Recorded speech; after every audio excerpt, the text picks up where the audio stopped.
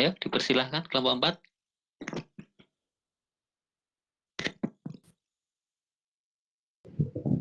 Baik, izin Pak. Assalamualaikum warahmatullahi wabarakatuh. Kami dari kelompok 4 ingin mempresentasikan tentang materi komposisi laut Indonesia. Sebelumnya kami ingin memperkenalkan terlebih dahulu nama kelompok kami. Next, bisa di slide PPT-nya.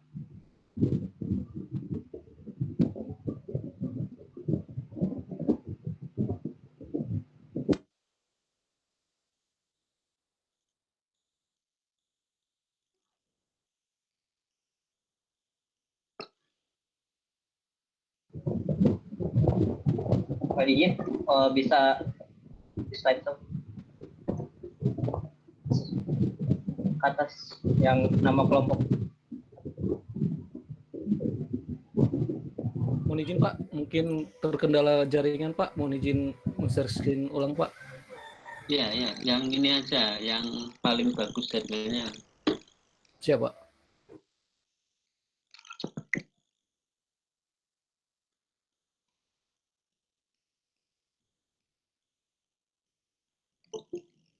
Mohon izin Pak, apakah tampilan slide PPT-nya sudah terlihat Pak? Ya, sudah. Siap Pak.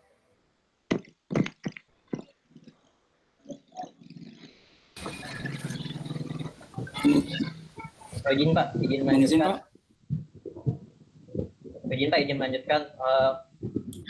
Next untuk slide selanjutnya.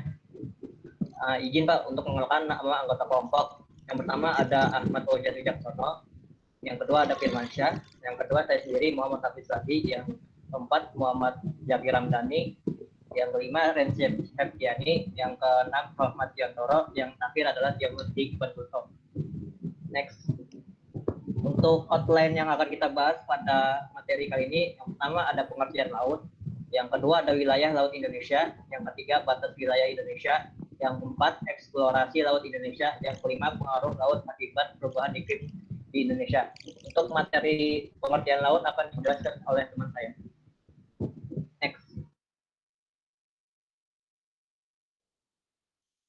Mohon izin, untuk pertama kali kita perlu mengetahui apa itu laut. Jadi laut itu adalah ruang perairan di muka bumi yang menghubungkan daratan dengan daratan serta bentuk-bentuk alamiah lainnya yang merupakan kesatuan geografis dan ekologis beserta segenap unsur terkait di mana batas dan sistemnya ditentukan oleh peraturan perundang-undangan dan hukum internasional.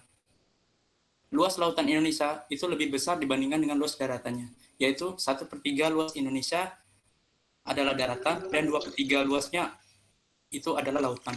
Dengan ditunjang oleh iklim tropis menjadikan perairan Indonesia sangat kaya akan sumber daya lautnya, terlebih lagi terkenal dengan keragaman biota laut. Hal ini yang membawa keuntungan dan manfaat yang baik bagi bangsa Indonesia. Next.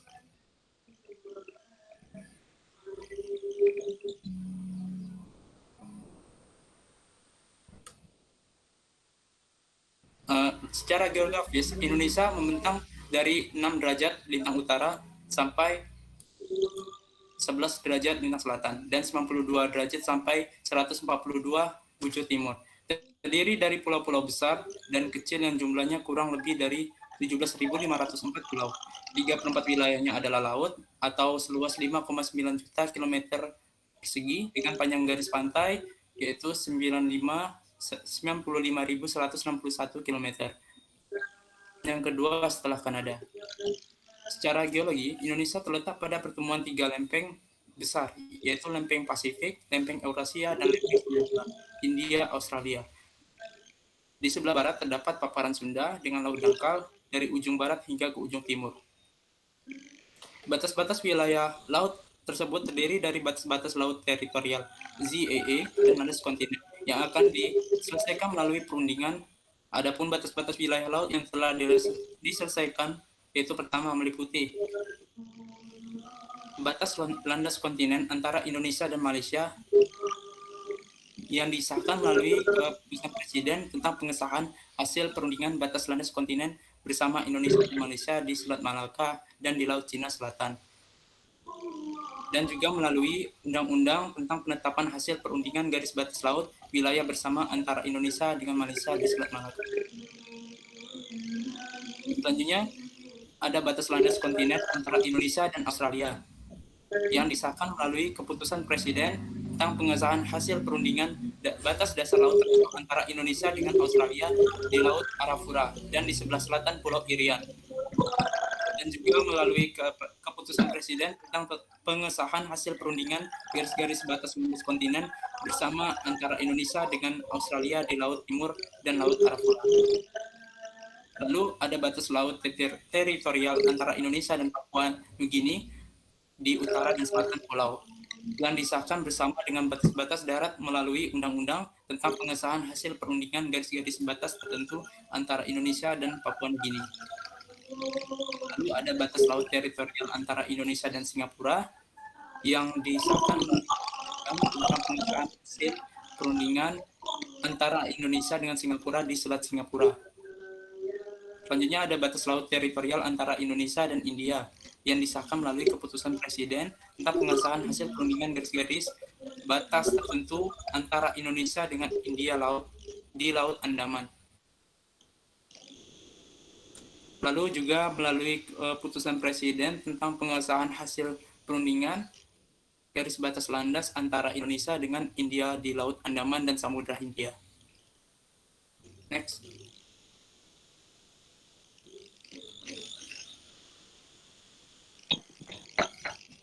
Laut menjanjikan potensi komersial yang sangat besar bagi bangsa Indonesia.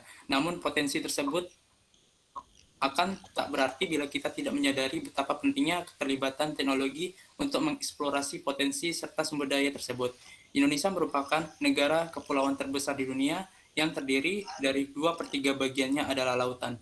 Lautan di Indonesia memiliki panjang garis pantai yang sebelumnya telah dijelaskan yaitu sebesar 95.000 km persegi, ditambah lagi dengan luas hamparan terumbu karangnya sebesar 24,5 juta hektar. Selain dari panjang garis pantai dan luas terumbu karang, negeri Indonesia juga masih menyimpan potensi kelautan lainnya. Seperti sumber daya ikan, tak dapat dipungkiri bahwa lautan Indonesia ini memiliki sumber daya ikan yang cukup kaya. Hal ini dapat dibuktikan dari luasnya lautan Indonesia dan tingginya eksploitasi ikan di Indonesia. Lalu dengan luas 1,9 juta kilometer persegi, Indonesia merupakan negara kepulauan terbesar. Tak pelak, Laut Nusantara yang membentang dari barat ke timur sepanjang lebih dari 5.000 km memberikan kontribusi besar bagi perikanan dunia. Menurut United Nations Development, bahkan menyebut perairan Indonesia sebagai habitat bagi 76% terumbu karang dan 37% ikan karang dunia. Next. Yang kedua, ada tumbuhan laut.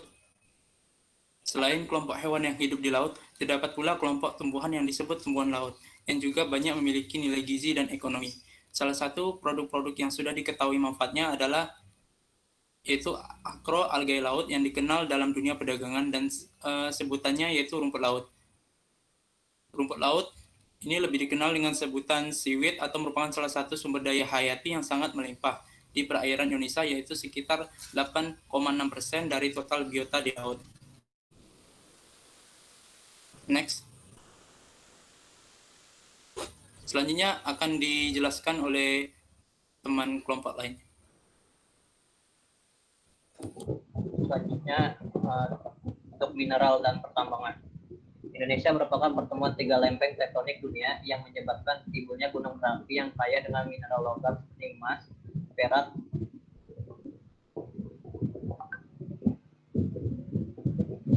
timah, timbal, tembaga, nikel. Dari 60 cekungan minyak dan gas di seluruh wilayah Indonesia 70% berada di laut dan cadangan minyak bumi sebesar 9,1 mineral barel sebagian besar berada di perairan lepas atau offshore, yang menunjukkan bahwa betapa besarnya potensi kekuatan, khususnya minyak, gas bumi, dan mineral yang berada di wilayah Indonesia. Menurut data Kementerian SDM, Energi dan Sumber Daya Mineral menyatakan bahwa potensi energi yang dihasilkan dari arus laut di Indonesia adalah yang terbesar di dunia. Indonesia memiliki potensi berupa Ocean Thermal Energy Conversion atau OTEX, merupakan bagian dari energi terbaru terbarukan yang bersumber dari perbedaan temperatur air laut yang sudah ditemukan pada perairan laut tropis. Energi ini akan menghasilkan listrik dan air murni akibat penguapan air laut. Next.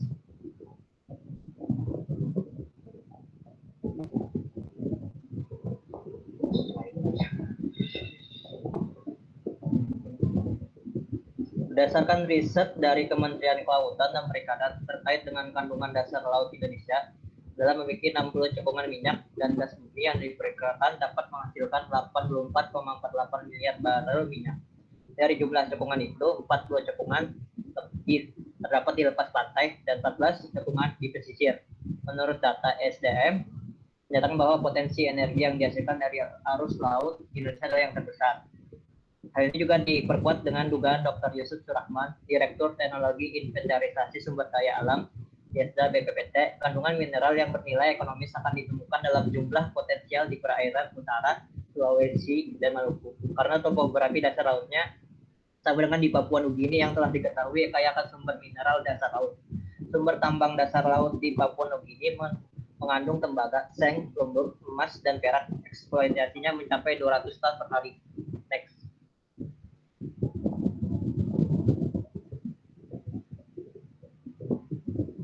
Kemudian yang keempat yakni transportasi dan perhubungan. Dalam bidang transportasi, posisi laut Indonesia sangat strategis baik untuk kawasan regional maupun dunia.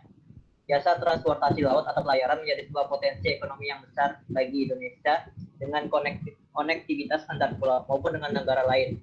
Supaya potensi tersebut nyata, maka salah satu strategi percepatan dan perluasan pembangunan ekonomi nasional adalah dengan mengedepankan penguatan konektivitas antar pulau, terutama pulau-pulau terluar. Pengembangan transportasi pelayaran sudah semestinya menyentuh penyedia jasa galangan kapal. Ketersediaan galangan kapal di Indonesia sangat terbatas yang menjadikan halangan bagi perusahaan pelayaran Indonesia untuk memperluas operasi. Next.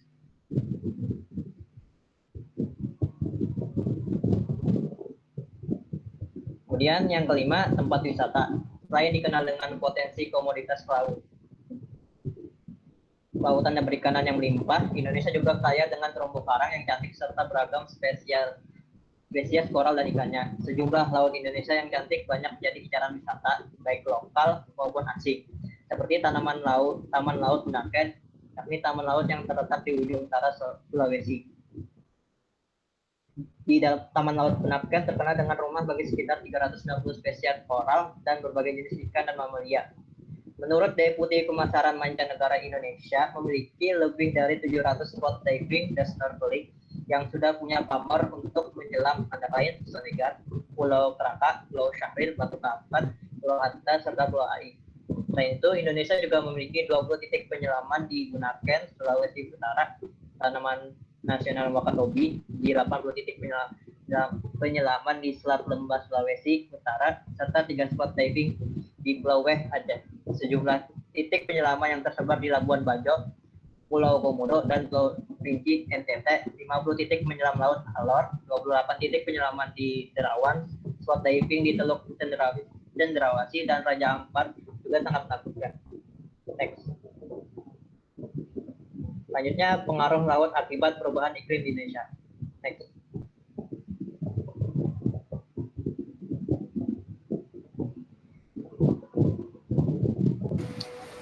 Selanjutnya akan dibahas oleh teman saya untuk pengaruh muka laut di Indonesia bagi perubahan iklim. Menghidupkan pengaruh laut akibat perubahan iklim di Indonesia. Yang pertama itu ada kenaikan air muka laut. Air muka laut tersebut diakibatkan oleh perubahan iklim menyebabkan terjadinya peningkatan permukaan air laut yang akan berdampak pada masyarakat di pesisir dan daerah dataran rendah di seluruh dunia dengan timbulnya fenomena banjir, erosi pantai, dan perendaman, serta hilangnya pulau-pulau kecil. Hal ini terutama akan sangat berpengaruh terhadap negara kepulauan. Dan untuk yang kedua, ada proyeksi kenaikan muka laut. Di sini pada tahun 2050 diprediksi kenaikan muka air laut akibat pemanasan global diproyeksi mencapai 35 sampai 40 cm relatif terhadap nilai tahun 2000, di mana tren ini kemungkinan tidak linear tetapi dapat bersifat eksponensial apabila faktor pencairan es diperhitungkan. Apabila memasukkan pengaruh faktor pencairan es, kenaikan muka laut di Indonesia dapat mencapai 175 cm pada tahun 2100.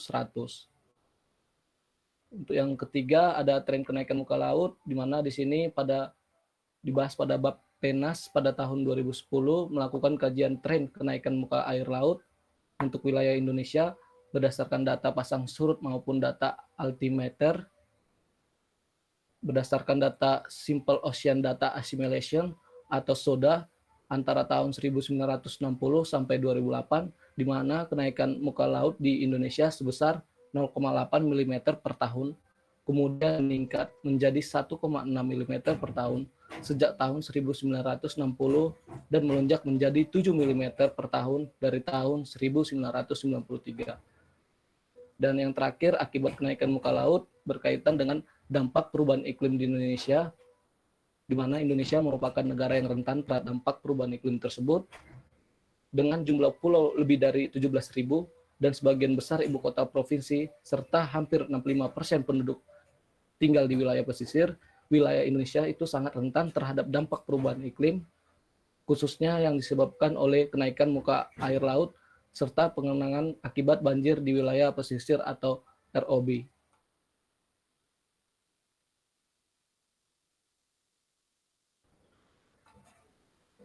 Cukup sekian presentasi dari kelompok 4. Jika ada pertanyaan, dipersilakan.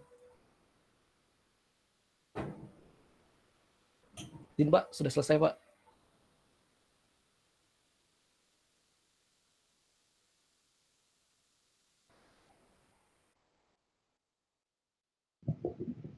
Izin Pak, mic-nya masih mati Pak. Dibuka saja satu termin untuk 3 pertanyaan. Nanti setelah itu dilanjutkan kelompok yang arus laut. Siapa? Mohon izin. Apakah teman-teman ada yang ingin bertanya? Persilahkan.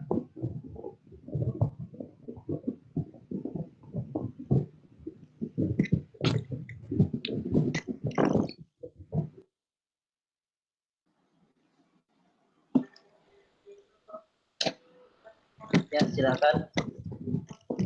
Yuni. Izin, tadi kan di slide yang mineral dan pertambangan kalau nggak salah, jelaskan bahwa Indonesia berpotensi untuk apa ya, yang Ocean Thermal Energy Conversion tadi terbarukan. Nah, itu bagaimana peluangnya untuk diaplikasikan di Indonesia gitu. Ya, itu tuh yang paragraf paling bawah.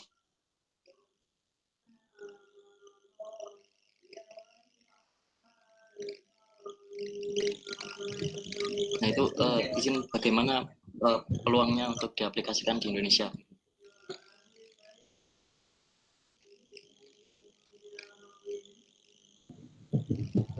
Ya, itu tadi pertanyaan dari Hilmi. Mungkin ada yang ingin bertanya lagi dari teman-teman. Izin bertanya. Silakan, Patnan. Bertanya mengenai, kan Indonesia kan merupakan wilayah dengan sumber daya ikan yang melimpah. Saya bertanya, apabila suatu pesisir itu mengalami kekeringan atau misal terjadi El Nino, nah apakah itu ada pengaruh terhadap sumber daya ikan di pesisir tersebut? Mungkin itu.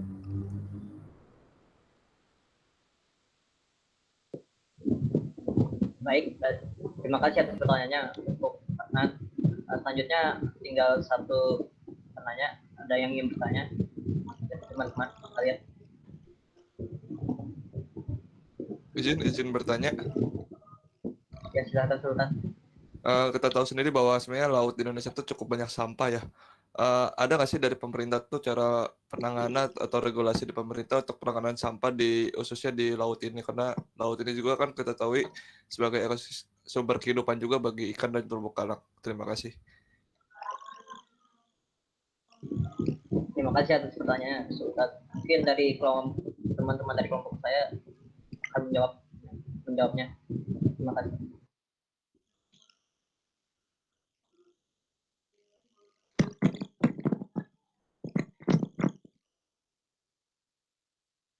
Mohon izin menjawab. Izin menjawab dari pertanyaan Fatnan tadi yang ditanyakan itu Indonesia jika memiliki kekayaan sumber daya ikan yang melimpah. Itu gimana jika terjadi El Nino, apakah mempengaruhi kondisi tersebut?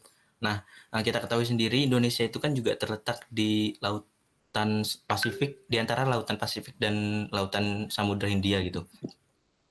Yang mana pada keadaan normal ini tekanan Indonesia itu di sekitar Indonesia umumnya relatif rendah. Serta di sekitar lautan Pasifik itu relatif tinggi.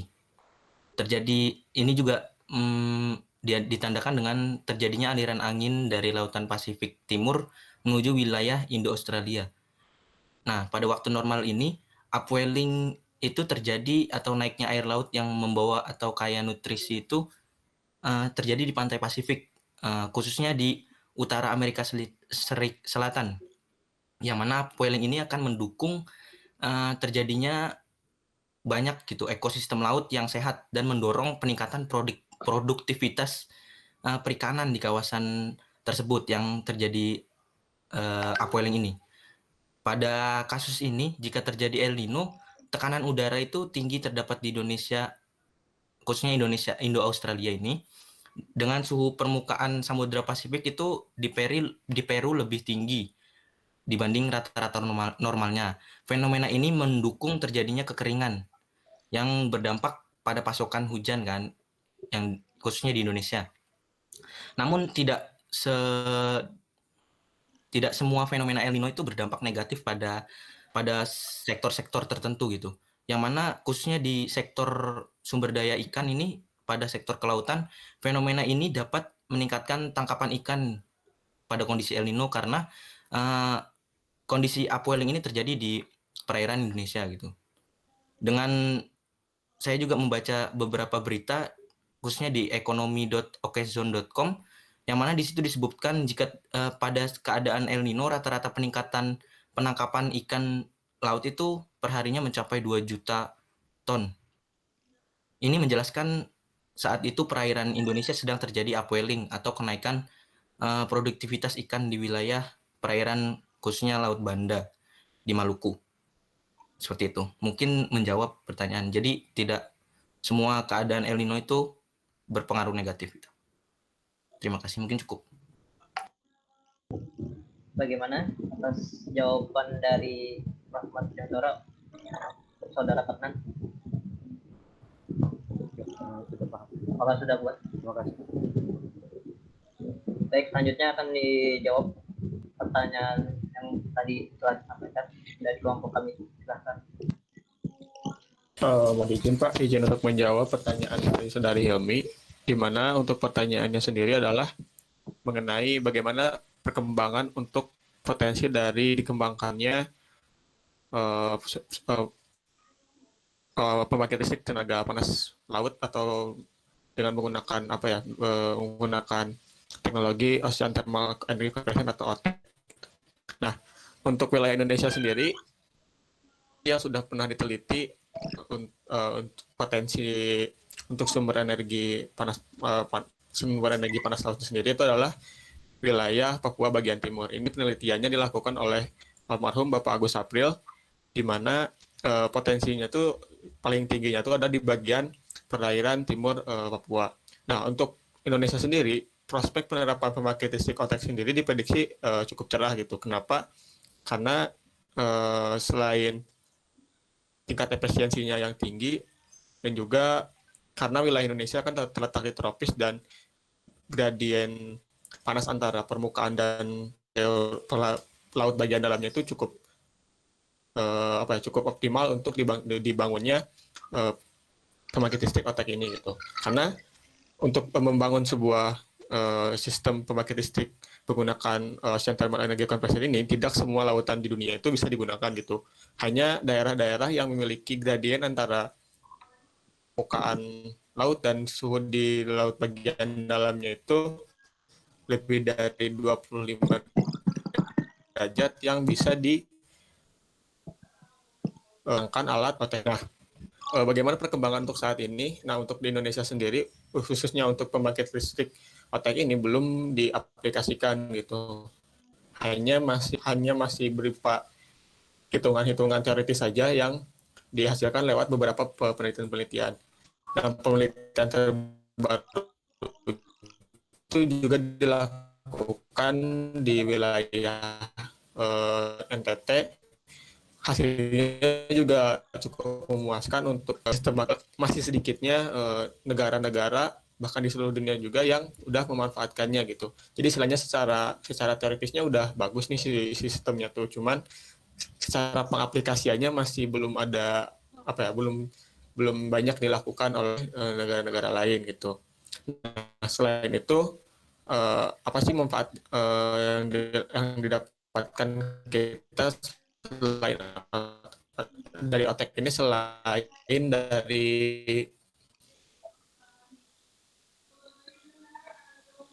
dari sumber energi itu. Nah, akan beberapa yang satu siklus terbuka dan hybrid dari sistem OTEK ini juga bisa dimanfaatkan untuk desalinasi menghasilkan garam dan air bersih. Jadi selain kita menghasilkan sumber energi listrik melewat panas laut ini melalui Ocean Thermal Energy Conversion, kita akan mendapatkan produk sampingan berupa garam dan air bersih yang juga nantinya bakalan bernilai ekonomis bagi seperti itu. Jadi kesimpulannya bahwa perkembangan OTEK di Indonesia pasti sekedar mengenai pentingnya di sistem pembangkit listrik ini, tapi belum sampai ke apa. Siap, terima kasih.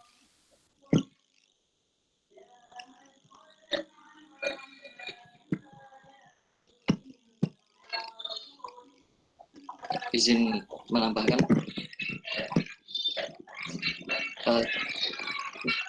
jadi kira-kira misalkan jadi diaplikasikan itu nanti bagaimana energi yang dihasilkan gitu, apakah sepadan sama biaya yang dikeluarkan? Karena kita tahu sendiri kan bahwa kalau misalkan kita membuat suatu pembangkit energi dengan energi terbarukan itu biasanya biayanya sangat mahal gitu. Mungkin seperti itu. Kalau dari segi analisis mengenai biaya sendiri, karena dari hasil dari beberapa jurnal yang sudah saya baca, kan kebetulan kemarin juga saya sempat untuk meneliti tema ini dalam skripsi. Nah, jadi berdasarkan beberapa jurnal yang sudah saya baca ini, belum ada sampai ke tahap analisis finansialnya gitu. Jadi baru tahapan kayak nganalisis daerah-daerah yang berpotensinya saja gitu. Namun jika kita lihat ke negara-negara lain sendiri, untuk sistem pembangkit listrik ini itu memiliki biaya untuk investasi yang cukup tinggi gitu. Biaya investasi yang cukup tinggi dalam proses pembuatannya. Cuman bagusnya dari sistem pembangkit listrik ini adalah produk yang dihasilkannya itu yang lebih banyak ketimbang sistem pembangkit listrik konvensional atau sistem pembangkit listrik yang sudah diterapkan di Indonesia gitu. Karena tadi kan selain kita mendapatkan energi, kita juga akan menghasilkan produk sampingan berupa garam dan air bersih gitu. Secara kan air bersih sendiri kan menjadi salah satu isu-isu akhir-akhir ini, karena ketersediaan air bersih baik secara global maupun regional juga mengalami dari konsumsi dari masyarakatnya gitu. Jadi istilahnya itu bisa jadi harapan cerah untuk di masa-masa yang akan datang. Jadi seperti itu. Bagaimana saudara ini ada jawaban? Mungkin cukup. Terima kasih atas jawabannya. Oke, baik. Selanjutnya akan dijawab pertanyaan dari Mohon izin, saya akan menjawab pertanyaan dari Saudara Sultan dengan pertanyaan Indonesia memiliki masalah tentang penanganan sampah di laut. Masih dari pemerintah sendiri untuk menangani hal tersebut. Izin menjawab. Kebijakan yang dilakukan oleh pemerintah dalam upaya menanggulangi sampah plastik, terutama yang ada di laut, itu ditegaskan oleh Presiden Republik Indonesia Jokowi bahwa pemerintah akan memperketat izin dan pengawasan dalam pengendalian limbah di Indonesia. Adapun langkah-langkah yang disebutkan oleh Presiden Jokowi sendiri, itu yang pertama adalah memaksimalkan potensi sampah yang ada di dalam negeri untuk diregulasi atau didaur ulang menjadi kemasan sampah plastik untuk kerajinan seperti tas, pernak-pernik, pot tanaman, dan lain-lain. Karena menurutnya ada banyak cara kreatif dan unik untuk mendaur ulang sampah tersebut. Langkah yang kedua itu yaitu mempercepat penyelesaian regulasi yang dibutuhkan dalam memperbaiki tata kelola sampah dan limbah. Percepatan regulasi sampah plastik ini sendiri dapat dilakukan salah satunya dengan memanfaatkan sampah sebagai pembangkit listrik tenaga sampah atau PLTSA. PLTSA ini dinilai sebagai langkah jitu untuk memberikan solusi terutama masalah plastik yang ada di Indonesia sendiri. Terus yang langkah ketiga disebutkan kalau penanganan sampah plastik ini bisa dilakukan dengan penegakan aturan dan pengawasan yang ketat terhadap limbah yang masuk di Indonesia, limbah yang masuk di laut Indonesia. Dalam penanganan sampah dan limbah sendiri dibutuhkan koordinasi antar para menteri terkait. Presiden Jokowi menegaskan kalau bisa dilakukan langkah-langkah tegas apabila terjadinya pelanggaran yang terjadi di lapangan. Sanksi tersebut juga bisa dikenakan dalam Undang-Undang Nomor 18 Tahun 2008 yang disebutkan dalam pasal 29 ayat 1 dan 2 kalau terkait sanksi bagi pelanggaran ketentuan larangan memasukkan sampah di Indonesia. Sanksi itu pertama jika melibatkan sampah rumah tangga atau sampah sejenis rumah tangga kena pidana penjara 3-9 tahun dengan denda itu sebesar 100 juta hingga 3 miliar. Kalau melibatkan sampah spesifik itu ancamannya penjara lebih berat yaitu 4-12 tahun dengan denda 200 juta sampai 5 miliar. Itu yang saya ketahui itu sumbernya dari pada tanggal 6 Agustus 2020. Terima kasih. Untuk Saudara Sultan, bagaimana atas jawaban dari Ya, cukup, terima kasih untuk jawabannya.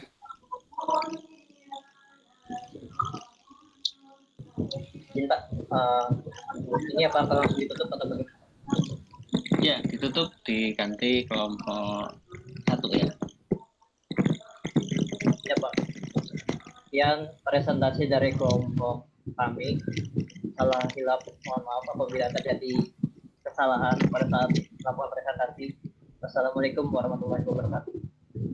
Waalaikumsalam warahmatullahi wabarakatuh. Ya, demikian presentasi dari kelompok 4 tentang komposisi laut. Oke, kita beri applause. Selanjutnya kita lanjutkan ke kelompok yang belum ya, 1 kayaknya. Monggo, silakan.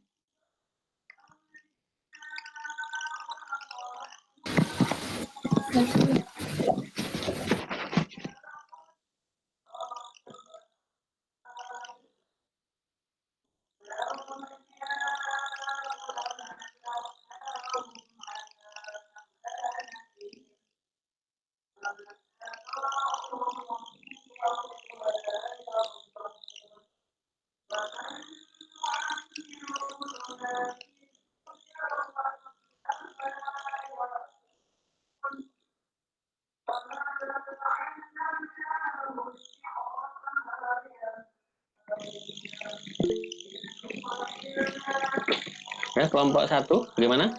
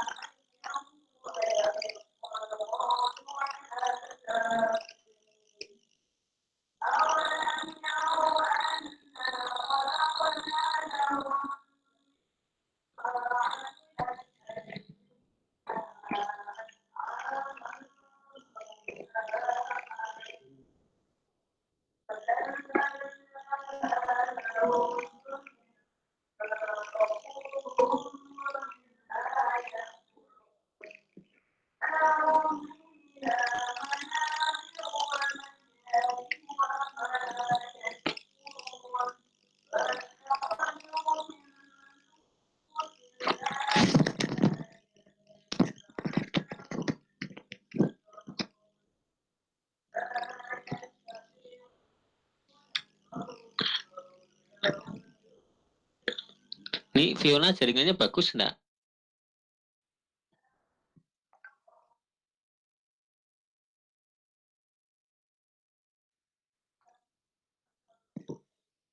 Tes.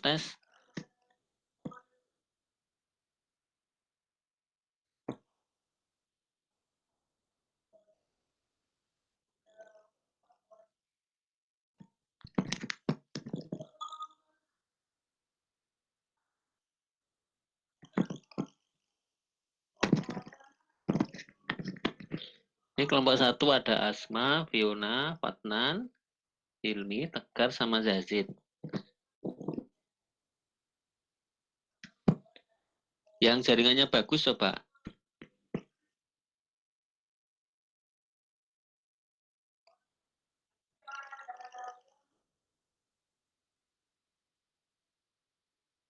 Iya, Pak.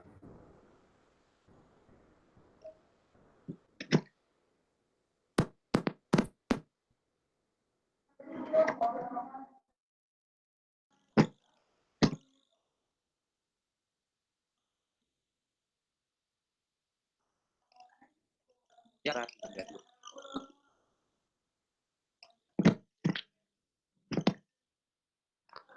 Tes. Suara saya kedengaran enggak?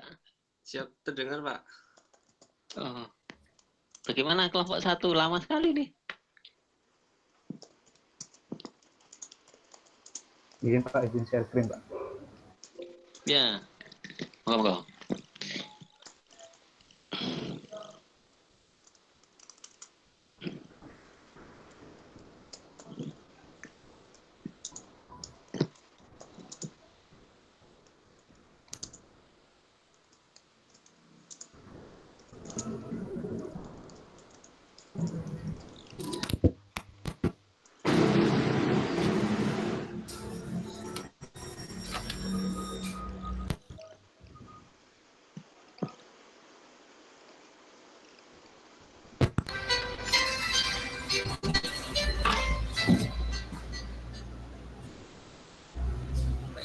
Jadi di sini saya akan menjelaskan apa itu definisi arus laut.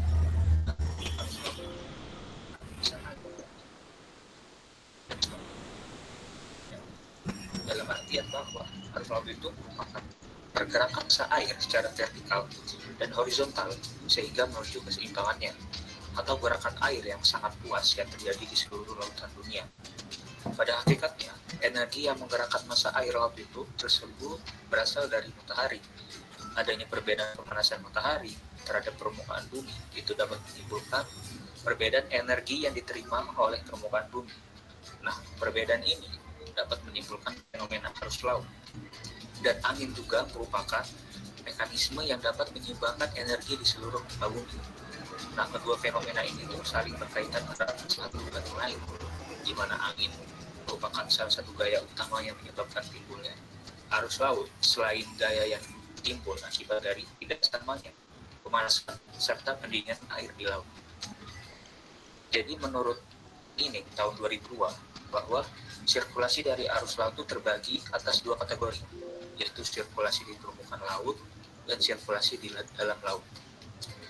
Arus pada sirkulasi di permukaan laut didominasi oleh arus yang ditimbulkan oleh angin, sedangkan sirkulasi di dalam laut itu didominasi oleh arus termohalit, di mana arus termohalit itu timbul sebagai akibat adanya perbedaan densitas karena berubahnya suhu dan salinitas air laut. Dan perlu diingat juga bahwa arus termohalit itu dapat terjadi di permukaan laut, demikian juga dengan arus yang ditimbulkan oleh angin dapat terjadi sehingga di dasar laut. Nah, sirkulasi yang digerakkan oleh angin itu terbatas pada gerakan horizontal dari lapisan atas air laut.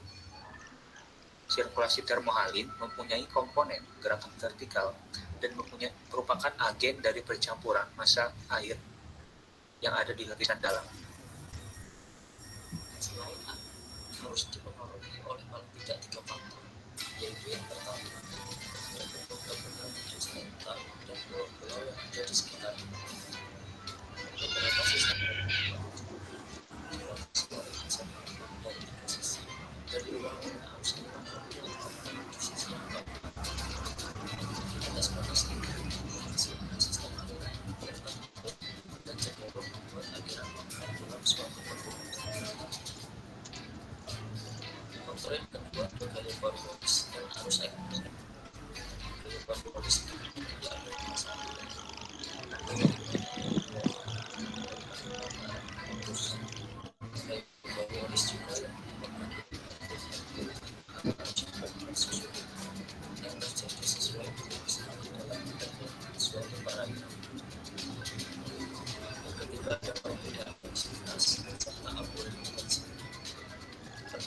intensitas menyebabkan timbulnya aliran massa air dari laut menuju daerah pemukiman dan kemudian berakhir daerah pemukiman. Jenis-jenis arus digunakan untuk dua kategori. Yang pertama ada kategori berdasarkan penyebab terjadinya. Pada kategori berdasarkan penyebab terjadinya, yaitu arus yang dipengaruhi oleh kemudian ada arus terkendali, yaitu arus yang dipengaruhi oleh densitas dan gravitasi. Kemudian ada arus majeur, yaitu arus yang dipengaruhi oleh gas positif. Kemudian ada yaitu arus yang dipengaruhi oleh dan juga tarik dan gaya organis. Kemudian ada atau arus yang dipengaruhi oleh pola terjadi pada kategori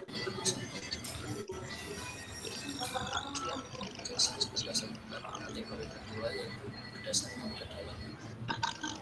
Pada kategori berdasarkan kedalaman ada arus permukaan, yaitu arus yang terjadi pada beberapa ratus meter dari permukaan horizontal dan dipengaruhi oleh pola sebaliknya. Kemudian ada arus dalam, arus yang terjadi jauh dari dasar karena pergerakan ketika dipengaruhi oleh pola sebaliknya dan membawa massa air dari daerah garis pantai posisi garis pantai dari waktu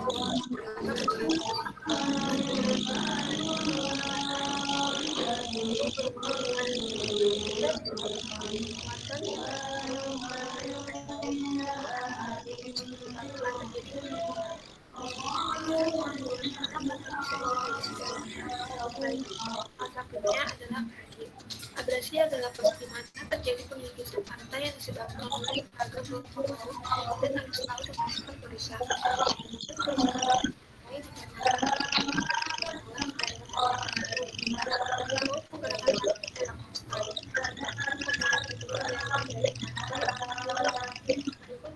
Merupakan simulasi arus dan gelombang laut di daerah tepi pantai. Halnya dengan ombak yang berdampak antara bawah air yang deras bersifat konstan, sehingga dampaknya terlihat jangka waktu yang panjang. Ketika arus menggunakan pantai, arus membawa materi yang menyebabkan terjadinya penggigisan antar permukaan pantai dan yang dibawa oleh arus menyebabkan terjadinya atau bisa disebut sebagai abrasi. Daerah pantai yang akan sulit untuk dipulihkan dalam dapat mengganggu tanpa mengalami abrasi jika tidak ditanggulangi yang semakin parah. Kita lakukan dari secara konkret untuk menanggulangi atau terjadinya abrasi pantai. Di antaranya adalah yang pertama yaitu pelestarian terhadap terumbu karang tidak dapat disubsidi mengurangi gelombang yang sampai ke pantai. Oleh karena itu perlu pelestarian membuat peraturan untuk melindungi habitatnya. Yang kedua, hewan pokok atau bambu. Fungsi dari tanaman bambu yaitu gelombang yang mempertahankan pantai dalam bentuk dan pantai. Mempertahankan pantai juga berfungsi dapat memperluasnya. Yang ketiga yaitu pasir pantai. Penggalian pasir pantai terus terjadi akan mengurangi kekuatan pantai. Selanjutnya pada pantai yang mengabrasi akan seperti simbol, tanggul laut, her atau sekat, dan embankment untuk mengurangi dampak dari terjadinya gelombang. Namun solusi sangat daripada menghadapnya. Gelombang tersebut yang tadinya tersalur ke bagian badan dan memperburuk abrasi dinding atau lebih jauh ke bagian pantai atau drift. Salah satu solusi yang paling baik adalah dengan menggunakan hutan mangrove. Tumbuhan ini memberikan stabilisasi alam alami pada garis pantai. Kita bisa lihat pada sebuah tersebut bagaimana bulu kata dan kemudian garis pantai tidak terjadi dari gelombang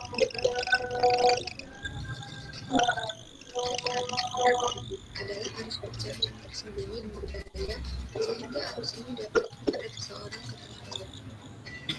Karena merupakan konsentrasi pada sebelum melalui dan hingga melewati zona dunia pecah.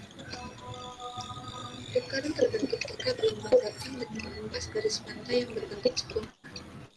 Pantulan gelombang yang mengenai pantai berjalan dengan arus susul yang kemudian bertemu dan berpusat di pantai. Arus susul tersebut bergabung dan menimbulkan arus balik dari di tengah laut ke suatu arus. Bahwa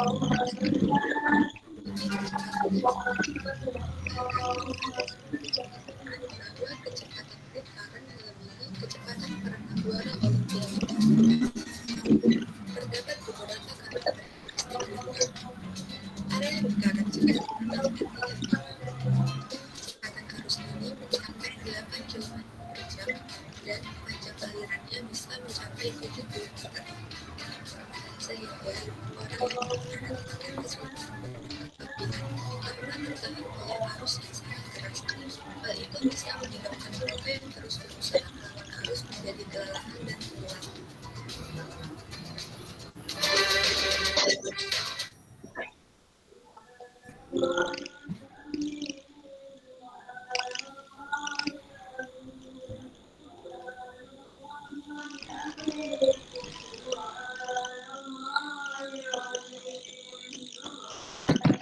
Oke, langsung saja presentasi.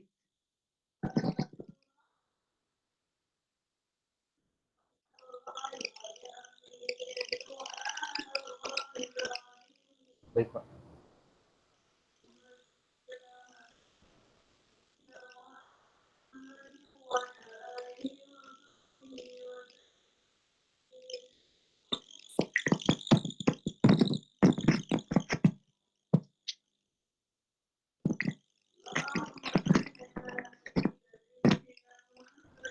Baik, Assalamualaikum warahmatullahi wabarakatuh. Kami dari kelompok tentang arus laut di beberapa wilayah pesisir Indonesia akan menjelaskan dalam presentasi kami. Next. Lalu untuk anggota kelompoknya ada Azmani Masasi, Fiona Ali Hanifah, anggota kami Hilmi Muhammad Rashid, Tegar Prayoga, dan Yazid Beran Abid. Next. Jadi untuk topik pembahasan pada materi ini yaitu tentang arus laut utama, yang dimana untuk pembahasannya itu ada definisi arus laut dan jenis arus laut. Lalu selanjutnya akan dibahas tentang efek terbentuknya arus laut itu sendiri, dan dibahas tentang arus laut di pesisir Indonesia, di mana yang akan dibahas itu ada di beberapa wilayah Indonesia terkait dengan arus laut. Lalu dan yang terakhir akan dibahas tentang antisipasi efek negatif dari arus laut. Next. Jadi arus laut itu merupakan gerakan massa air dari suatu tempat ke tempat lain, di mana arus laut itu dapat terjadi di mana saja. Dan pada hakikatnya itu energi yang menggerakkan massa air laut berasal dari matahari, dan adanya perbedaan pemanasan matahari terhadap permukaan bumi dapat menimbulkan perbedaan energi yang diterima oleh permukaan bumi. Nah, perbedaan itu dapat menyebabkan fenomena arus laut dan angin yang menjadi mekanisme untuk menyeimbangkan energi di seluruh muka bumi. Kedua fenomena ini juga saling berkaitan antara satu dengan yang lain, dan angin merupakan salah satu gaya yang dapat menimbulkan arus laut. Nah, sehingga gaya yang timbul akibat dari tidak samanya pemanasan matahari dan pendinginan air laut. Next. Jadi sirkulasi arus laut itu dibagi berdasarkan dua kategori. Yang pertama ialah sirkulasi dalam permukaan laut atau surface circulation, dan sirkulasi yang ada di dalam laut. Untuk arus pada sirkulasi permukaan laut itu didominasi oleh arus yang ditimbulkan oleh angin, sedangkan yang di dalam laut itu didominasi oleh termohalin. Nah, arus termohalin itu timbul dari perbedaan densitas karena berubahnya suhu dan salinitas massa air laut. Dan perlu diingat juga bahwa arus termohalin dapat terjadi di permukaan laut dengan arus yang ditimbulkan oleh angin dapat terjadi hingga dasar laut. Sirkulasi yang digerakkan oleh angin terbatas pada gerakan horizontal dari lapisan air laut. Berbeda dengan sirkulasi yang digerakkan angin secara horizontal, sirkulasi termohaline itu mempunyai komponen gerakan vertikal dan merupakan agen dari pencampuran dari lapisan air dalam.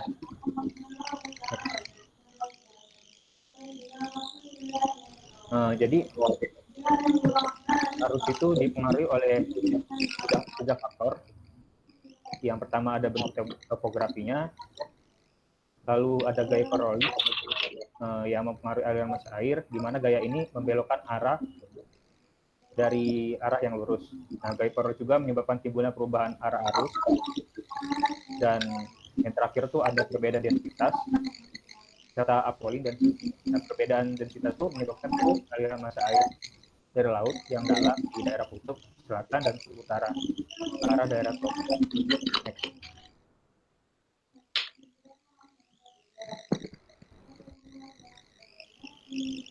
Nah, untuk jenis-jenis air laut itu dibagi menjadi dua, yaitu berdasarkan penyebab terjadinya dan berdasarkan kedalamannya. Next. Nah, ini mengenai jenis-jenis yang berdasarkan penyebab terjadinya itu ada beberapa. Yang pertama itu ada arus Ekman yang merupakan arus yang dipengaruhi oleh angin, dan ada arus termohaline, arus yang dipengaruhi oleh densitas dan gravitasi, lalu dipengaruhi juga oleh wind driven current yang merupakan pola pergerakan angin dan terjadi pada lapisan permukaan. Ada juga arus pasut yang dipengaruhi oleh pasut, dan yang terakhir itu ada arus geotropik. Arus geotropik itu arus yang dipengaruhi oleh gradien tekanan datar, dan ada gaya yang Coriolis. Next. Nah, sedangkan pada jenis-jenis pada kedalaman itu tuh dibagi menjadi dua, ada arus permukaan dan arus dalam. Arus permukaan itu terjadi di beberapa ratus meter dari permukaan yang dipengaruhi oleh pola sembarang angin. Selain itu juga pada arus dalam itu lebih jauh di dasar kolom perairan, arah pergerakannya itu tidak dipengaruhi oleh angin dan membawa massa angin dari daerah kutub ke daerah ekuator. Selanjutnya akan dipresentasikan oleh Tegar. Mohon izin Pak, saya akan menjelaskan arus laut di beberapa wilayah tertentu di Indonesia. Next. Nah, jadi di sini itu berdasarkan hasil dari penelitian dari TEWO pada tahun 2014 mengenai analisis pola arus laut permukaan perairan Indonesia dengan menggunakan satelit altimetri Daston 2 pada tahun 2010 hingga 2014. Dan dihasilkan bahwa didapatkan 3 kecenderungan arah laut permukaan di Indonesia, yaitu dari arah benua Asia menuju Australia, arah benua Australia menuju Asia, dan arah tidak teratur. Hal ini tak terlepas dari peran angin yang melewati permukaan laut di Indonesia. Pola arus laut permukaan perairan Indonesia sebelumnya. Saat terjadi angin muson barat, yaitu pada bulan Desember hingga Februari, angin bertiup dari barat menuju timur, sehingga arus juga bergerak dari benua Asia menuju ke Australia. Pada saat terjadi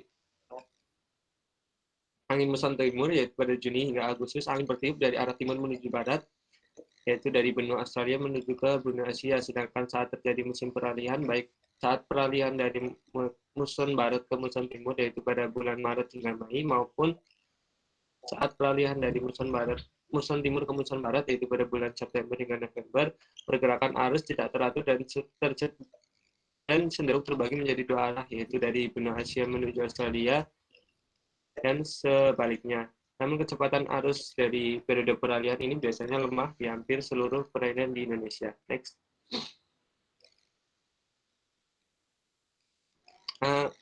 Di arus rata-rata bulan di perairan pantai barat Lampung ditunjukkan pada tabel 4, dan sepanjang tahun mengalir dari arah tenggara hingga barat daya. Kondisi ini diperkirakan disebabkan oleh gradien tekanan antara perairan di barat laut dan perairan di bagian tenggara dari pantai barat Sumatera.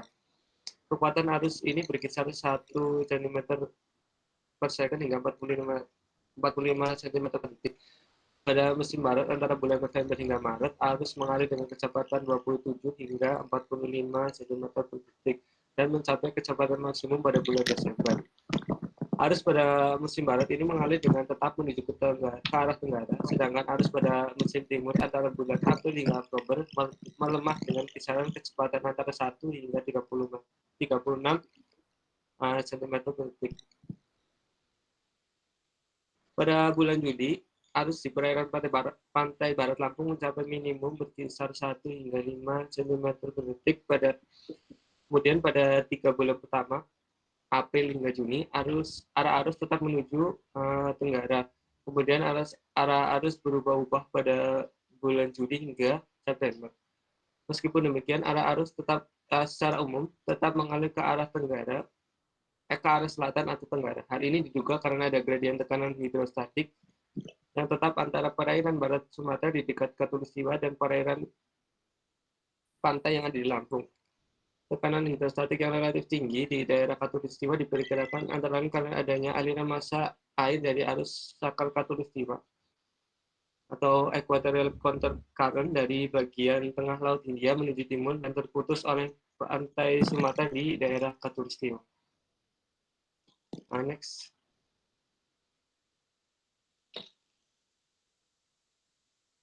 Next. Kemudian yang selanjutnya yaitu ada arah arus laut di wilayah Natuna.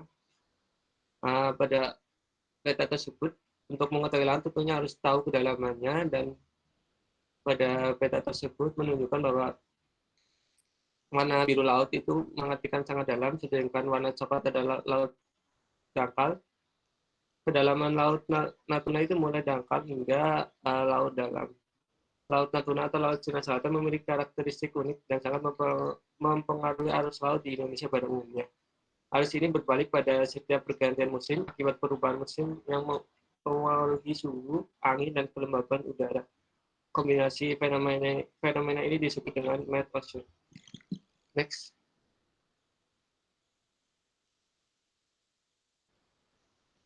Lihat pada gambar bahwa adanya pembalikan arah laut yang terjadi pada setiap pergantian musim sepanjang tahun. Demikian juga dengan arah anginnya. Pola arah angin di Laut Cina Selatan pada musim panas dan dingin. Demikian juga arah angin yang berkebalikan pada setiap musim. Ketinggian gelombang laut juga cukup besar, terutama pada daerah pada lautan dalam yang lebih dari 200 meter. Next. Kemudian ada arus laut di wilayah utara Jakarta, khususnya di perairan Marunda, Jakarta Utara. Berdasarkan hasil pengukuran arus lapangan diperoleh bahwa arus dominan ke arah timur dan barat daya, di mana kecepatan arus di lapisan permukaan berkisar antara 0 hingga 0,43 meter per detik dengan kecepatan rata-rata 0,08 meter per detik. Pada lapisan tengah didapatkan kecepatan arus yang berkisar antara 0 sampai 0,18 meter per detik dengan kecepatan rata-ratanya sebesar 0,035 meter per detik. Sedangkan pada lapisan dasar diperoleh kecepatan arus antara 0 sampai 0,16 meter per detik dengan kecepatan rata-rata 0,02 meter per detik. Kondisi pola arus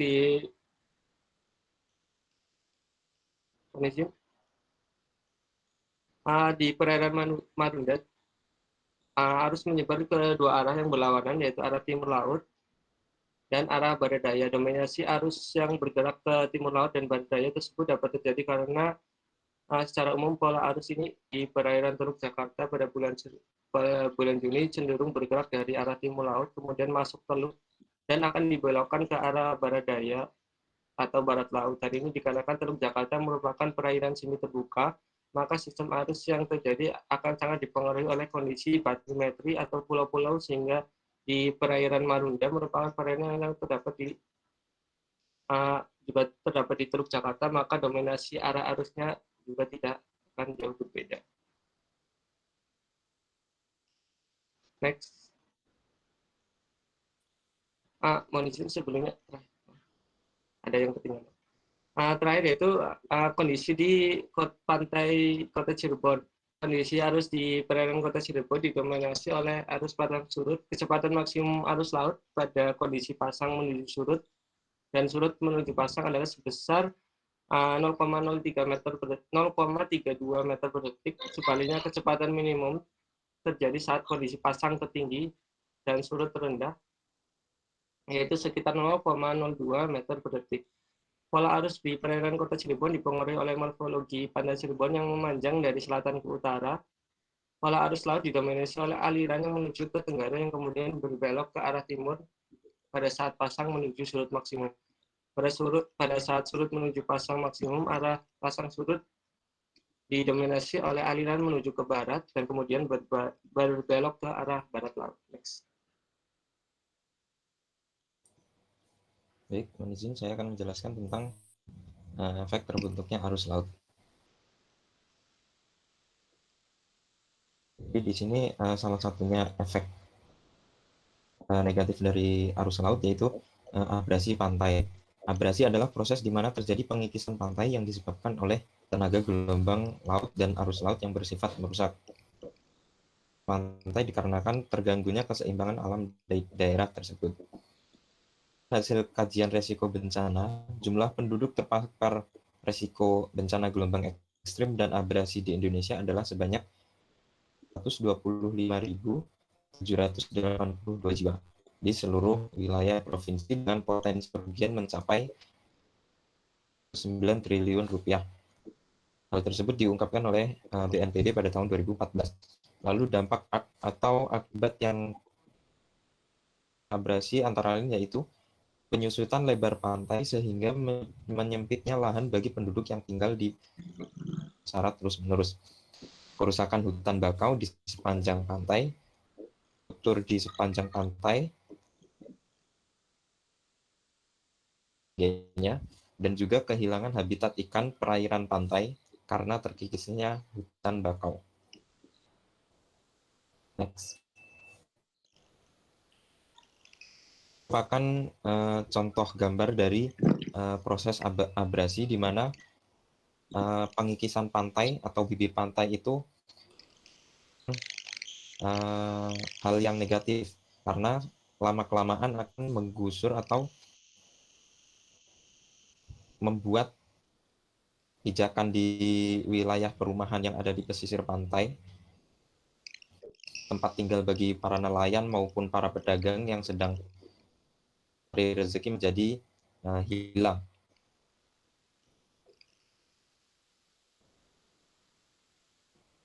Lalu efek kedua yaitu rip current. Rip current adalah sebuah arus yang mana arus tersebut akan menarik apa saja menuju ke lautan, yaitu arah sebaliknya dari arus tersebut. Nah, rip current terjadi di pantai yang berbentuk teluk. Salah satu contohnya adalah pantai selatan Pulau Jawa dan Bali. Apabila gelombang datang kemudian menghempas garis pantai yang berbentuk teluk.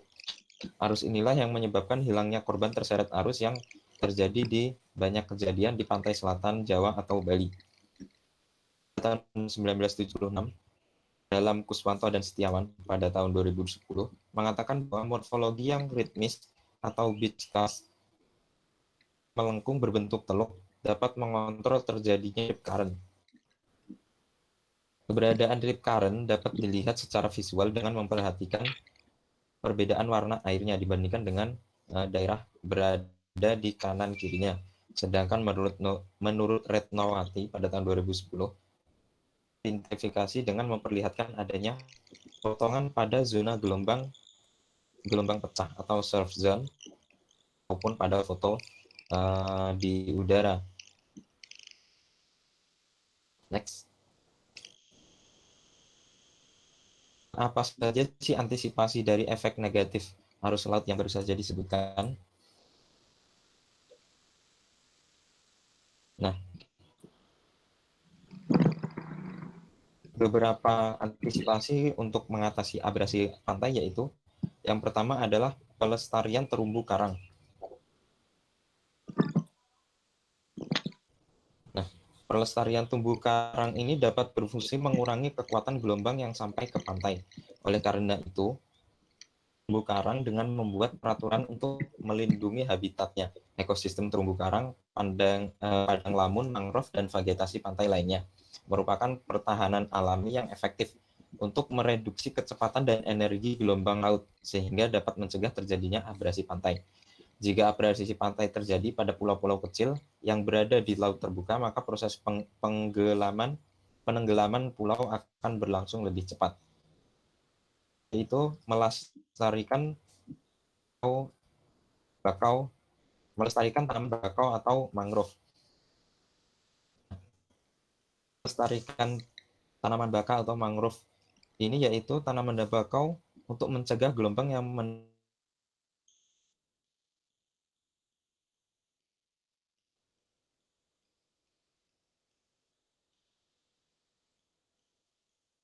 melarang penggalian pasir pantai sehingga akan mengurangi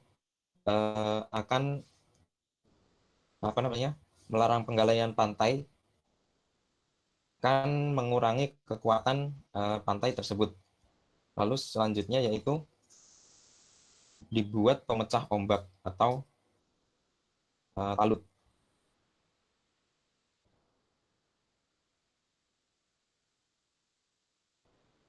Lalu selanjutnya adalah antisipasi dari rip current. Yang pertama yaitu mengetahui potensi rip current.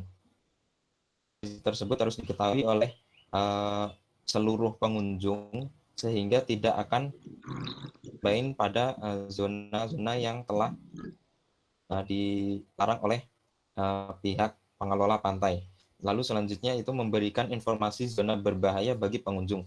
Nah, memberikan informasi zona-zona berbahaya ini dapat berupa pemasangan baliho atau spanduk sehingga pengunjung dapat membacanya dengan. Lalu selanjutnya yaitu mengetahui presentasi potensi terjadinya rip current. Presentasi potensi terjadinya rip current ini dapat dikelola atau oleh pengelola pantai tersebut. Kapan saat-saat terjadinya rip current atau kapan saat-saat pengunjung sehingga pengunjung tersebut dapat diarahkan untuk membaca terlebih dahulu informasi zona berbahaya pantai tersebut. Next. Sudah selesai, saya kembalikan lagi kepada MC. Terima kasih. Sekian presentasi kelompok dari kami. Mungkin yang diarahkan oleh Bapak Giarno pada kelompok sebelumnya, mungkin akan dibuka sesi pertama, 3 pertanyaan. Kepada teman-teman yang ingin bertanya mengenai materi kami, dipersilakan. Mohon izin bertanya.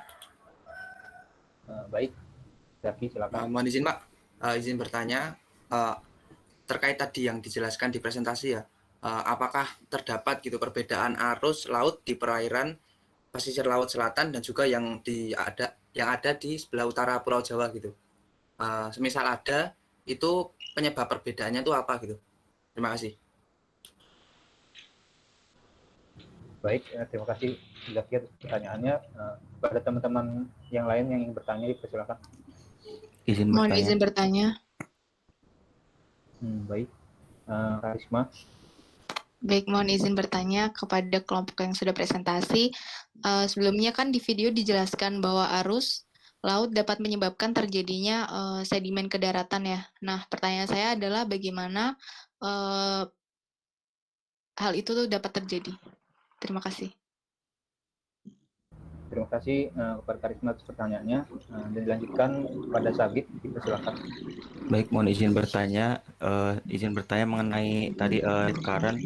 Tadi kan jadi untuk rip current itu apakah terjadinya dari rip current ini dapat dicegah? Nah, di kota saya sendiri ya di Kabupaten Garut tuh ketika apalagi sebelum pandemi itu kan banyak orang berbondong-bondong main ke pantai gitu kan.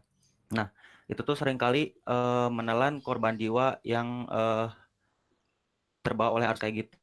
Mungkin penyebabnya itu karena adanya arus balik ini atau rip current, bukan karena dibawa oleh Nyi Roro Kidul. Nah, belajar dari peristiwa-peristiwa yang telah terjadi nih, apabila misalnya kita terlanjur terseret dalam area rip current ini, apakah ada kemungkinan nih bisa selamat? Karena dari yang dijelaskan tadi itu kan arus tersebut memiliki kecepatan yang sangat kencang. Terima kasih. Baik, terima kasih atas pertanyaannya. Kepada teman-teman kelompok saya, dipersilakan menjawab.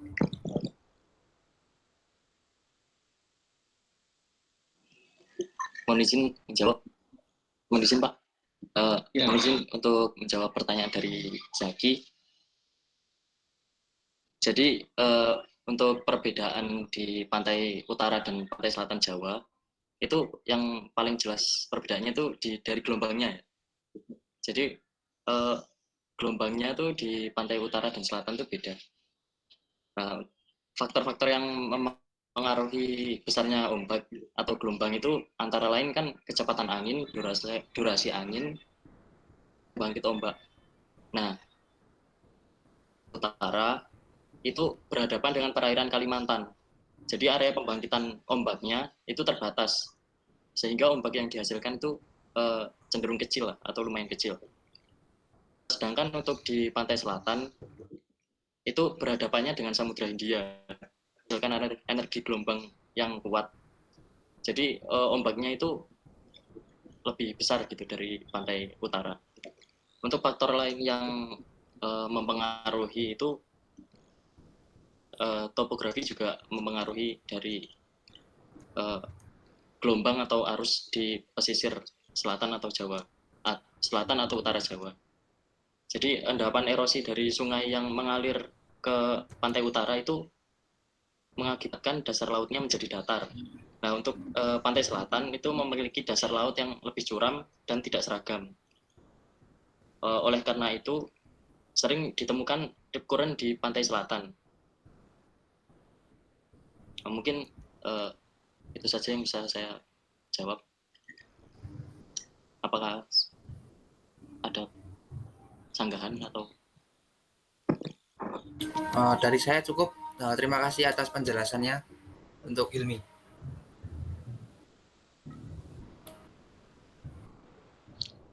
Ya, izin menjawab untuk pertanyaan Sabit tentang rip current ya. Jadi apakah terjadinya rip current itu dapat? Nah, untuk terjadinya rip current sendiri, manusia tidak dapat mencegah terjadinya kejadian tersebut. Tapi kita dapat mencegah bahaya dari arus rip current tersebut. Nah, jadi bahayanya itu, pengendalian bahayanya dapat dari manusia itu sendiri. Terus bagaimana sih kalau misal kita udah terlanjur berada di area rip current, bagaimana cara untuk menyelamatkan diri? Nah, sikap awal yang sangat penting adalah tetap tenang dan jangan panik.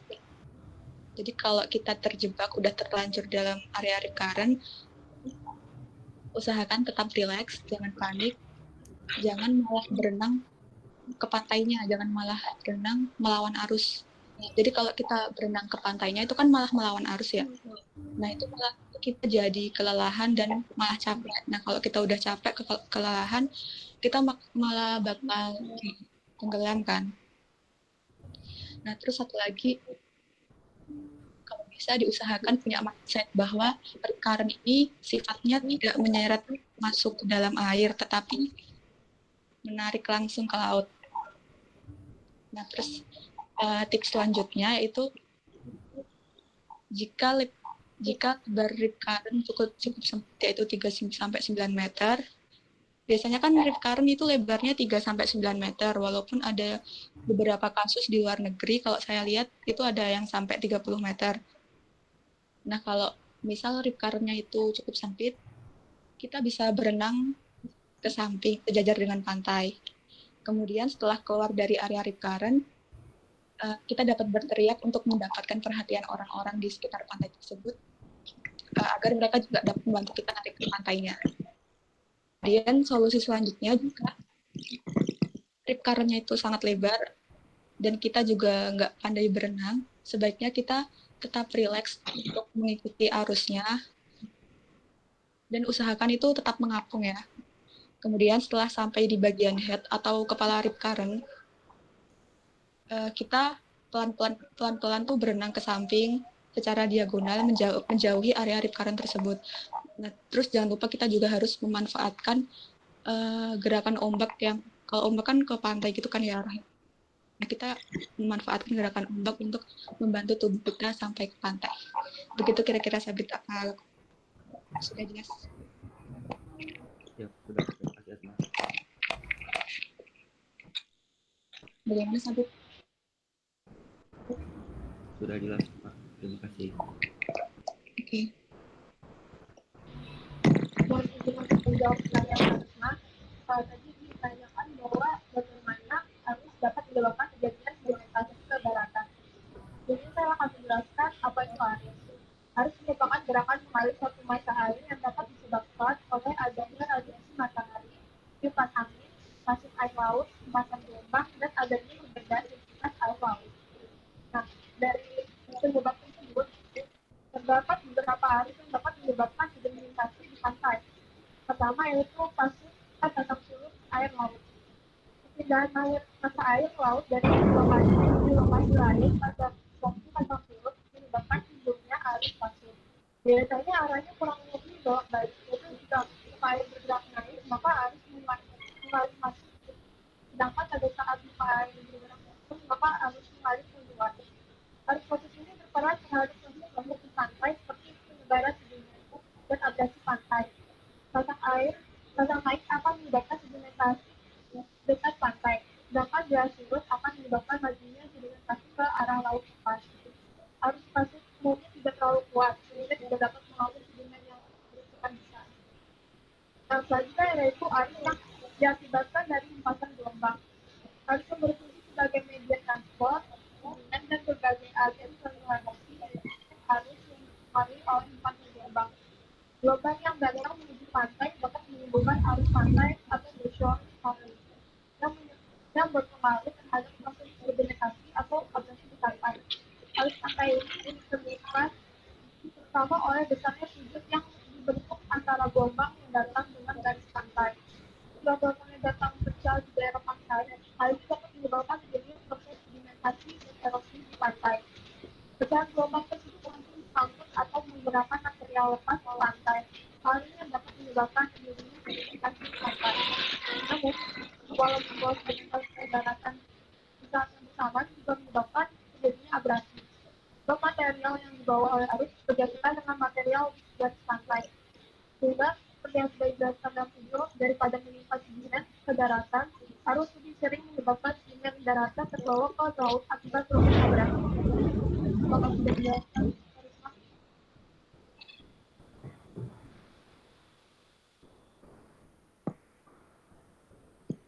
Baik, terima kasih atas jawabannya, sudah cukup jelas.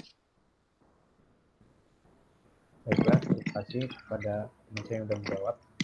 Izin Pak, apakah dicukupkan atau dilanjutkan ke sesi berikutnya? Ya, sudah. Terima kasih.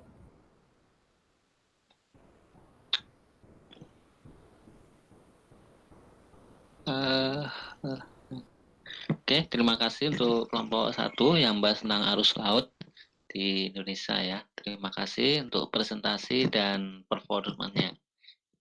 Kita beri aplaus. Untuk selanjutnya,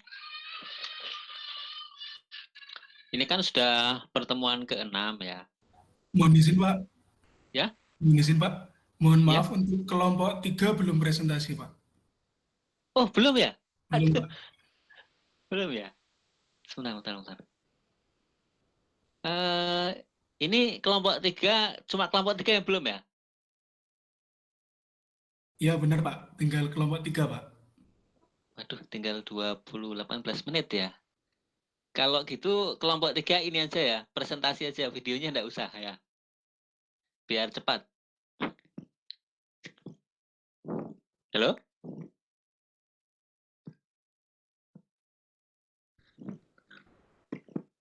Halo? Kelompok 3. Siap, Pak. Silakan. Siap, Pak. Langsung saja ini, apa namanya, presentasi. Karena kalau filmnya kan lama tadi ya. Biasanya koneknya lama. Kita akan tonton videonya kelompok 3 untuk pertemuan ke-7 lah ya. Siap, Pak. Terima kasih, Pak. Izin share screen, Pak. Ya.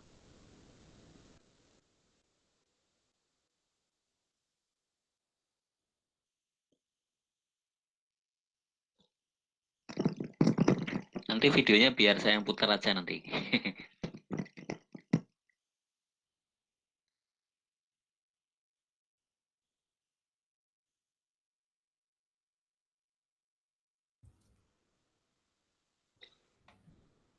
Mohon izin Pak, mohon izin teman-teman. Assalamualaikum warahmatullahi wabarakatuh. Selamat siang semuanya.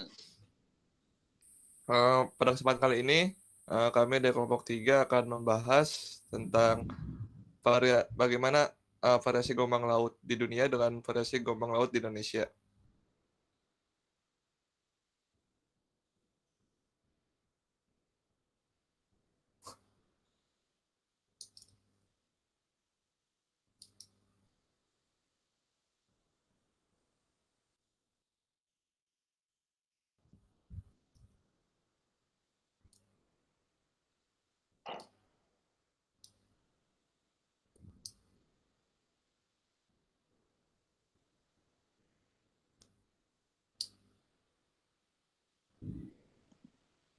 Ini merupakan kelompok kami, yaitu ada Rasta Yukda Anzar, Muhammad Lutfi Aditya, kemudian ada Ryan Alfiato Rosida, Rofi Wiradipa, saya sendiri dengan Sultan Ali Sidik, dan yang terakhir ada Wahyu Ramajaya. Next.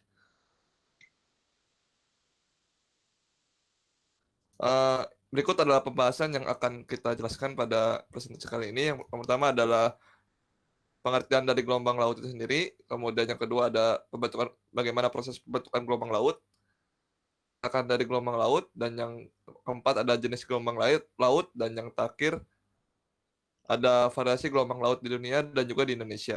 Next.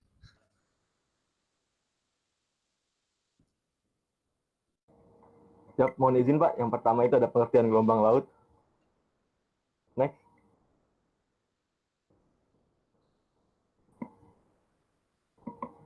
Apa itu gelombang laut? Gelombang laut merupakan pergerakan naik dan turunnya air dengan arah tegak lurus permukaan air laut yang membentuk kurva atau garis sinusoidal. Gelombang laut sendiri dipengaruhi oleh beberapa faktor, yaitu yang pertama ada angin, yaitu kecepatan angin, panjang jarak, hembusan angin, waktu hembusan angin.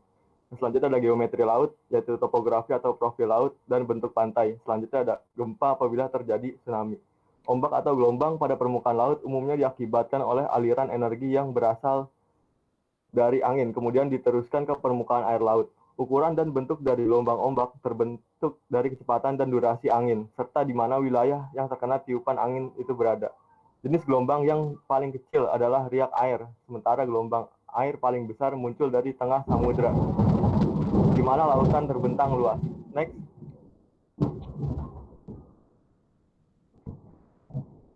Selanjutnya ada pembentukan gelombang laut.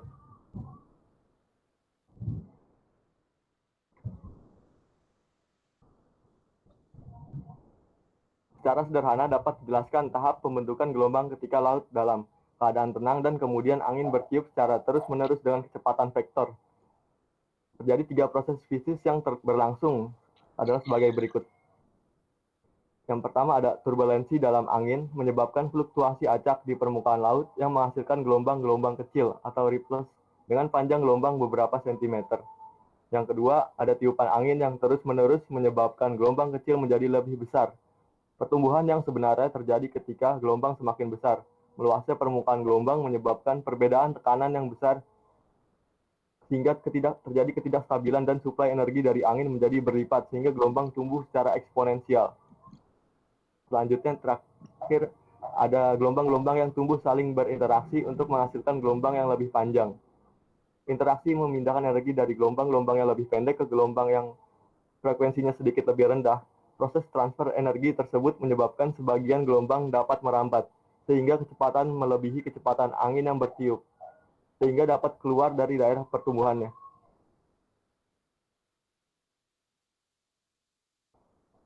Bagaimana tekanan udara rendah menciptakan ombak besar?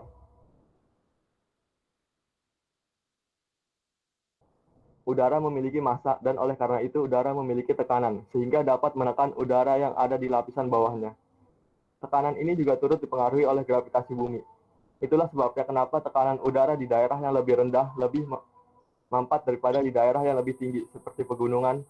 Perbedaan tekanan udara ini juga mempengaruhi temperatur suhu di wilayah tersebut. Daerah bertekanan udara rendah adalah wilayah di mana tekanan atmosfer berada di bawah ketinggian air laut dibandingkan wilayah lainnya.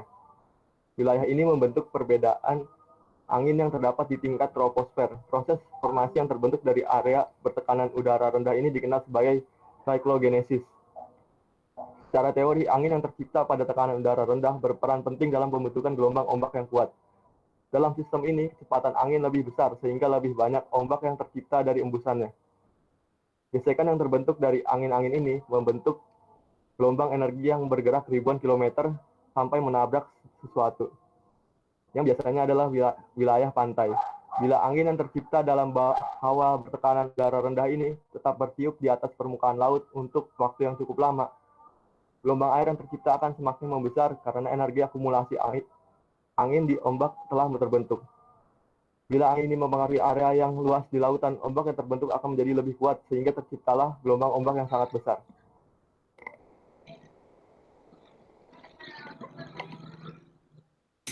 Mohon izin, di sini saya akan menjelaskan subbahasan ketiga mengenai pergerakan gelombang laut.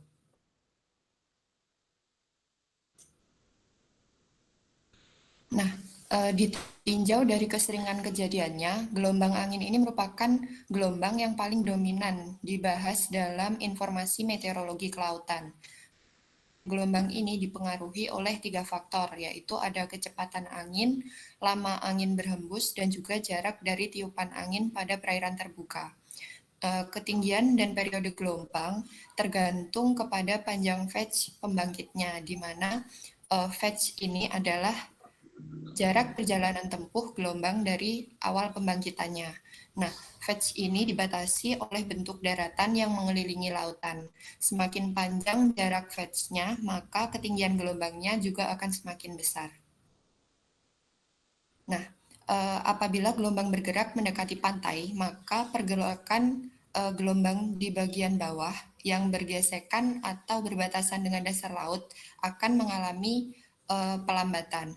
Nah, ini adalah akibat dari adanya gaya gesek antara air dan juga dasar pantai. Sementara itu, bagian atas gelombang di permukaan air akan terus melaju.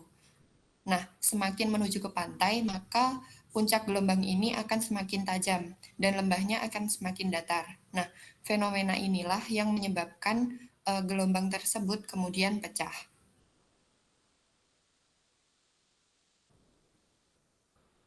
Subbahasan keempat yaitu mengenai jenis gelombang laut.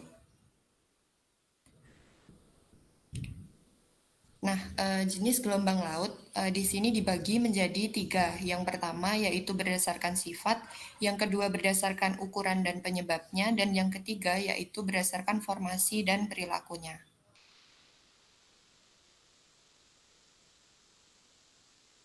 Pertama yaitu jenis gelombang berdasarkan sifatnya dibedakan menjadi 2. Yang pertama yaitu gelombang laut pembangun atau pembentukan pantai, dan yang kedua gelombang laut perusak pantai.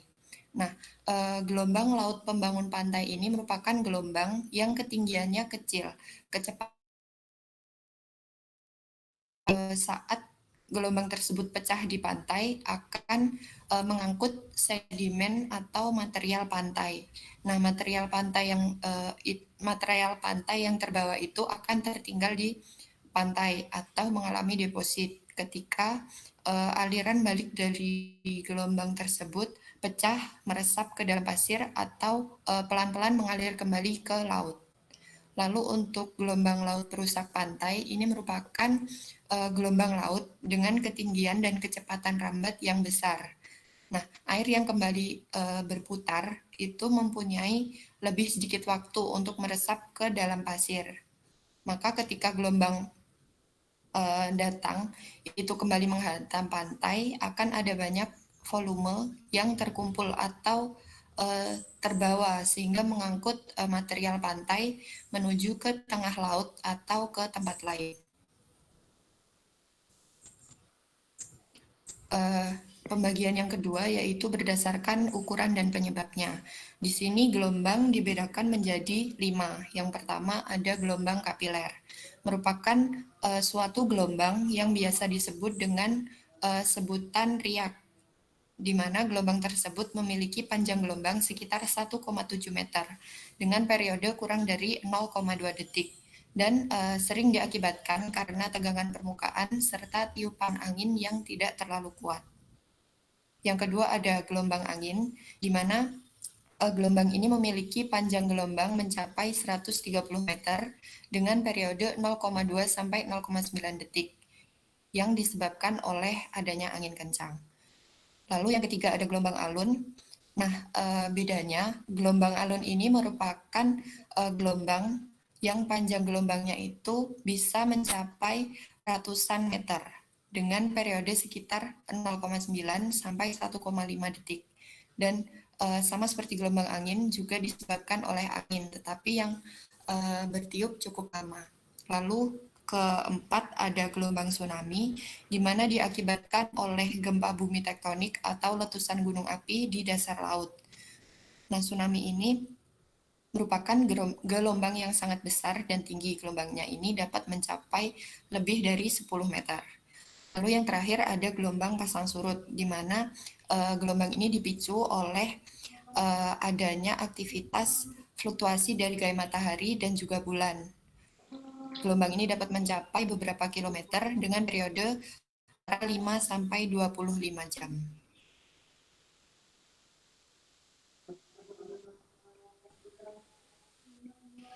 Pembagian yang terakhir yaitu berdasarkan formasi dan perilakunya.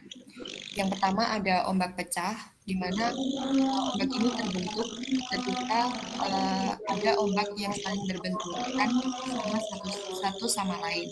Lalu yang kedua ada gulungan ombak di wilayah yang dalam, terbuat dari sejumlah ombak dari beragam ukuran, di mana gelombang ini saling menyatu. Lalu yang ketiga ada ombak yang berbahaya. Pada saat ombak pecah dan menyusuri pantai, segulung air berdatangan dari arah laut pada waktu yang sama. Nah, jenis ombak ini memiliki kekuatan tarikan yang cukup besar dan juga dapat menyeret benda-benda hingga ke lautan. Yang keempat ada ombak internal. Ombak ini terbentuk dari tumbukan antara dua massa air yang memiliki tekanan berbeda. Nah, ombak jenis ini menjadi arus kacau ketika massa daratan. Lalu selanjutnya ada ombak Kelvin, terbentuk karena kurangnya angin di Samudra Pasifik. Ombak jenis ini sifatnya tinggi dan lebar, lebih hangat daripada air di sekitar. Selanjutnya ada ombak progresif, ombak yang bergerak dalam kecepatan yang konsisten. Dan yang terakhir ada ombak biasa, kedangkal kemudian mencapai tepi pantai. Nah, kedangkalan pantai ini mengurangi kekuatan dari ombak tersebut dan mengakibatkan terbentuknya cekungan. Nah, ombak ini biasanya terlihat di teluk. Next. Mohon izin untuk pembahasan terakhir, yaitu kita membahas tentang variasi antara gelombang laut di dunia dan juga gelombang laut di Indonesia. Next. Yang pertama, kita membahas tentang variasi gelombang di dunia ini sendiri. Di mana fitur yang paling mencolok pada distribusi tinggi gelombang yang pada gambar di samping adalah variasi zonal, di mana kondisi gelombang tertinggi terlihat jelas di lintang yang lebih tinggi. Hal ini dikarenakan di Samudra Selatan, di mana gelombang ini terjadi sepanjang tahun, meskipun puncaknya selama musim dingin di belahan bumi selatan. Situasi serupa juga terjadi di belahan bumi utara dengan kondisi puncak lagi terjadi pada musim dingin, yaitu sekitar bulan Januari, baik di Pasifik Utara maupun Samudra Atlantik Utara. Nilai maksimum dari tinggi gelombang ini sendiri terjadi di wilayah Samudra Selatan antara Afrika dan Australia selama bulan Agustus. Kondisi maksimum di belahan bumi utara terjadi di Atlantik Utara pada bulan Januari. Meskipun nilai maksimumnya serupa, tetapi variabilitas musiman di belahan bumi utara jauh lebih besar dibandingkan dengan belahan bumi selatan. Reputasi Samudra Selatan sebagai laut yang kasar sepanjang tahun sangatlah beralasan. Next.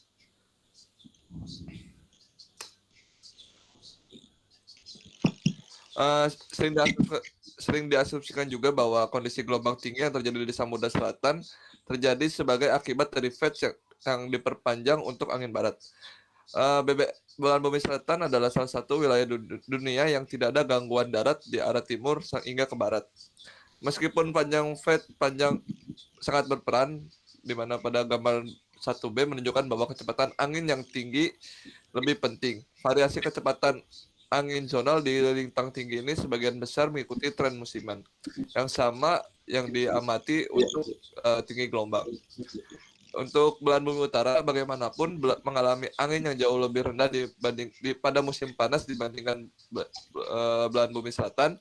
Oleh karena itu kecepatan anginnya tampak memainkan peran yang lebih signifikan dalam menentukan tinggi gelombang daripada Feds.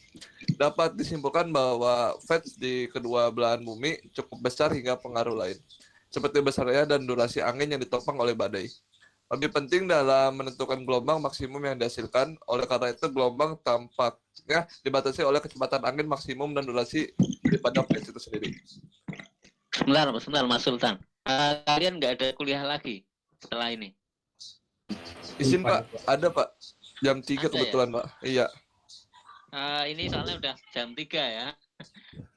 Siap, iya Pak. Jadi gimana kalau kita lanjutkan di pekan depan?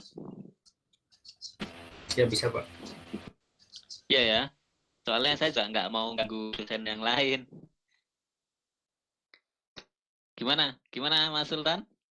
Siap, bisa Pak, boleh Pak. Bisa ya. Moderatornya siapa tadi? Siap, saya juga Pak. Ya udah, kalau begitu untuk kelompok ini kita lanjutkan pekan depan karena ini sudah jam 3 kurang 1 menit. Jadi kita selesaikan dulu, kita akhiri dulu. Insya Allah kita akan lanjutkan pekan depan. Saya sebenarnya siapkan materi. Saya pikir itu hari ini itu cuma 1 aja. Jadi saya siapkan materi. Tapi ya udah nggak apa-apa. Kita lanjutkan pekan depan. Sama ada materi lagi tentang arus. Jadi saya nanti bahasnya cuma perumusannya ya.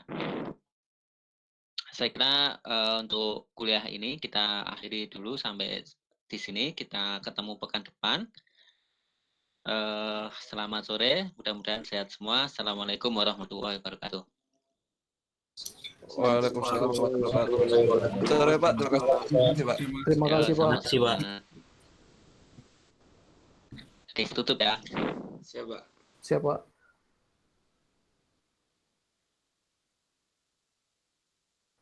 Lanjut lagi.